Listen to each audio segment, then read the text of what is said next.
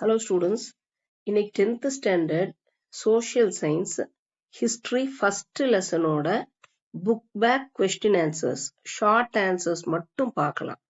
இதை நான் ஒவ்வொரு வேர்டா ஒவ்வொரு லைனா உங்களுக்கு எக்ஸ்பிளைன் பண்ண போறேன். Outbreak of the First World War and its aftermath. இதுதான் இந்த லெசன். இந்த லெசனோட கண்டென்ட் என்னன்னா வேர்ல்டு வார் எப்படி வெடித்தது, எப்படி உருவானது, எதனால ஆச்சு, எதனால வந்தது, அப்புறம் அதுக்கப்புறம் நடந்தது. ஆஃப்டர் மாத்னா அதுக்கப்புறம் நிகழ்ந்தவைகள். இதுதான் இந்த லெசனோட title. How do you assess the importance of Sino Japanese war? Sino Japanese வாரோட முக்கியத்துவம் என்ன, அது எதனால வந்தது, அதை பத்தி எக்ஸ்பிளைன் பண்ணணும் நம்ம. In 1894 Japan forced a war on China. China மேல ஜப்பான் வார் தொடுக்குது 1894ல. The crushing defeat of China. China நசுக்கி பிழியப்பட்ட மாதிரி தோற்கடிக்கப்பட்டது China. The crushing defeat of China by little Japan. Japan சின்ன நாடு இல்லையா, அதனால லிட்டில் ஜப்பான் இந்த Sino Japanese war. Sino Japanese வார்னா சைனாக்கும் ஜப்பானுக்கும் உருவான ஒரு போர் இந்த வருஷங்கள்ல நடந்தது. Surprised the world. உலகமே அதை ஆச்சரியமா பார்த்தது. எப்படி ஜப்பான் மாதிரி ஒரு குட்டி நாடு சைனாவை தோற்கடிச்சது, தைரியமா எதிர்த்ததுங்கிறத பார்த்தது. Despite the warning of the 3 great powers. 3 பெரிய பவர்ஃபுல்லான கண்ட்ரிகள். அது என்னென்ன? Russia, Germany, France. இந்த 3 ஜப்பான லியோடங் பெனின்சுலாவை போர்ட் ஆர்த்தர் கூட இணைக்க கூடாது அப்படின்னு முதல்லயே வார்னிங் கொடுக்குது. வார்னிங்னா எச்சரிக்குது, அப்படி சேர்த்தாதீங்க. அனெக்ஸ்னா என்ன? சேர்த்துறது, இணைக்கிறது. இணைக்காதீங்க அப்படின்னு சொன்னாலும் ஜப்பான் தைரியமா சைனாவையும் எதிர்த்து போராடி இந்த 3 பெரிய பவர்களையும் அவங்க பேச்ச கேட்காம அவங்களையும் எதிர்த்து லியோடங் பெனின்சுலாவை போர்ட் ஆர்த்தர் கூட இணைச்சது. பை திஸ் ஆக்ஷன், இந்த செயல்னால Japan proved that it was the strongest nation of East Asia. அப்போ சைனோ ஜாப்பனீஸ் வார்ல சைனாவை தோக்கரிச்சு இத்தனை 3 பவர்களையும் எதிர்த்து ஈஸ்ட் ஏஷியாலே வச்சு பவர்ஃபுல்லான நாடு, ஸ்ட்ராங்கான நாடு அப்படின்னு ஜப்பான் தன்னை ப்ரூவ் பண்ணிக்கிச்சு. இதுதான் first answer. Name the countries in the triple entente. இது என்டென்டேன்னு படிக்கக்கூடாது, இது ஒரு பிரெஞ்சு வார்த்தை. இதுக்கு உச்சரிப்பு entente. Name the countries in the triple entente. ஆன்டென்ட்னாலே அக்ரிமெண்ட், ஒரு உடன்படிக்கை, ஒரு அண்டர்ஸ்டாண்டிங் அர்த்தம். அப்ப 3 கண்ட்ரிஸ் சேர்ந்து ஒரு உடன்படிக்கை, அக்ரிமெண்ட் போட்டுக்குச்சு. என்னென்ன கண்ட்ரிஸ்? Britain, France, Russia. இந்த 3 கண்ட்ரிகளும் ட்ரிபிள் ஆன்டென்ட் அப்படின்னு ஒரு உடன்படிக்கை ஏற்படுத்திக்கிச்சு. Next, third answer. What were the 3 militant forms of nationalism in Europe? 3 militant forms என்னென்ன? இங்கிலாண்டோட militant form ஜிங்கோயிசம். பிரான்ஸோடது ஷாவினிசம். ஜெர்மனியோட குல்டர். இது நீங்க ஸ்பெல்லிங் ஞாபகம் வச்சுக்கணும்னா, இப்போ ஒரு பெரிய சப்பாத்தி இருக்கு, நம்ம அப்படியே சாப்பிட முடியாது இல்லையா, பிச்சு பிச்சு சாப்பிடுவோம். இப்ப இத நீங்க ஒரு பெரிய சப்பாத்தியா நினைச்சுக்கங்க. ஷாவினிசம், ஜின்காயிசம், இப்படி நம்ம பிரிச்சு பிரிச்சு படிச்சுக்கிட்டா பயாலஜி, சோசியல் சயின்ஸ் இதுல எல்லாம் இருக்கிற அந்த கடினமான பெரிய வார்த்தைகள் ரொம்ப ரொம்ப ஈஸியா ஸ்பெல்லிங் மிஸ்டேக் இல்லாம எழுத முடியும். அப்ப 3 militant forms என்னென்ன?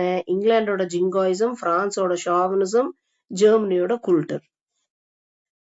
Fourth one, what do you know of trench warfare? Trench warfare பத்தி உங்களுக்கு என்ன தெரியும்?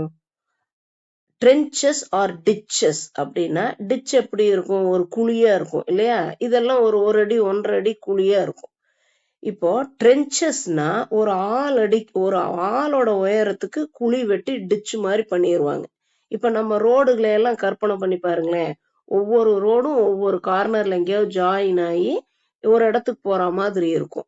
அப்ப ட்ரென்ச்சஸ் ஆர் டிச்சஸும் ஆர் அதே மாதிரிதான் or dug by troops, military ஆளுகனாலேயே. ட்ரூப்னா என்ன? மிலிட்டரி படை வீரர்கள். அது ஒரு கூட்ட ஆளுக இருந்தாங்கன்னா அதுக்கு பேரு ட்ரூப்.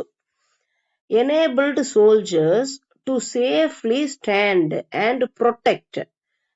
பாதுகாப்பா யாராவது சுட்டாங்கன்னாலோ யாராவது கத்தியால குத்துனாங்களாலோ அந்த குழிக்குள்ள ஒளிஞ்சு நிக்கிற அளவுக்கு stand and protect themselves from the enemies, எதிராளிகிட்ட இருந்து நம்மளை காப்பாத்திக்கிறதுக்கு குழிக்குள்ள இறங்கி நிக்கிற உயரத்துக்கான டிச்சு மாதிரி குழி தான் trenches. The main lines of the trenches, இந்த குழிகளை எல்லாம் மெயின் லைன், ஒவ்வொரு லைனா போகுதுன்னு வைங்களேன், அந்த எண்டு கனெக்ட் ஆயிருக்கும். வேர் கனெக்டட் டு ஈச் அதர், ஒவ்வொரு ரெண்டுலயும் கனெக்ட் ஆயிக்கும். இல்லாட்டி மேல குழியை விட்டு எந்திரிச்சு தான் நடந்து போகணும் இல்லையா? அப்ப குழிக்குள்ளேயே கனெக்ஷன் இருந்ததுன்னா அவங்க நிலத்துக்கு அடியிலேயே எங்கேனாலும் போய் வந்துக்கலாம், அந்த ட்ரென்ச் இருக்கிற பக்கம் எல்லாம். அண்ட் டு த ரியர்னா பின்னாடி வழியா. அப்போ ஒரு லைன் இருக்கும், ஒரு பா வடிவமோ ஒரு ஸ்கொயர் வடிவமாவோ எல்லா லிங்க்கும் பின்னாடி கனெக்ட் பண்ணியிருப்பாங்க. By a series of linking trenches. சீரீஸ்னா 1 2 3, சீரியல் நம்பர்னா என்ன?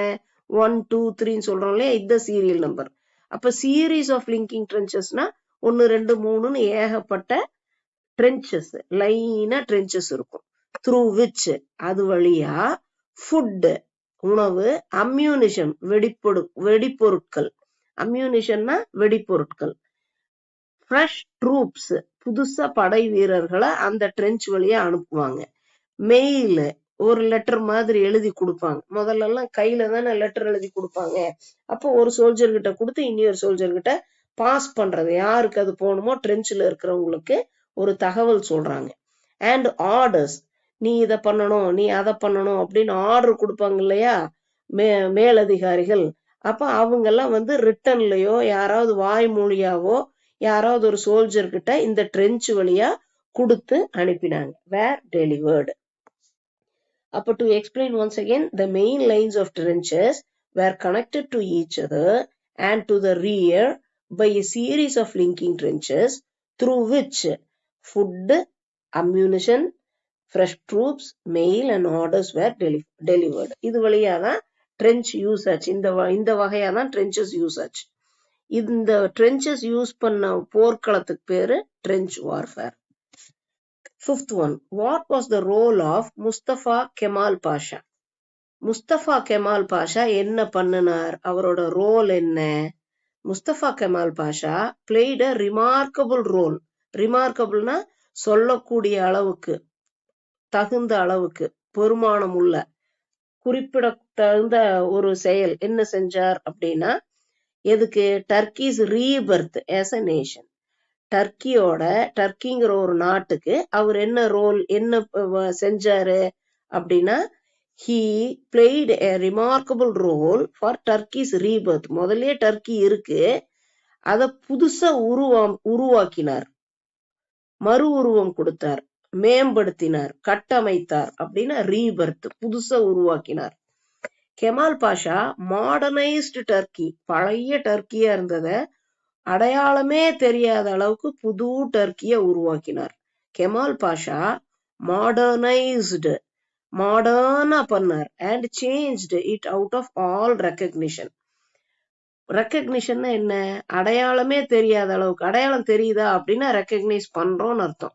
அப்ப ரெக்கக்னிஷனே அடையாளமே தெரியாத அளவுக்கு பழைய டர்க்கிய புது டர்க்கிய உருவாக்கினார்.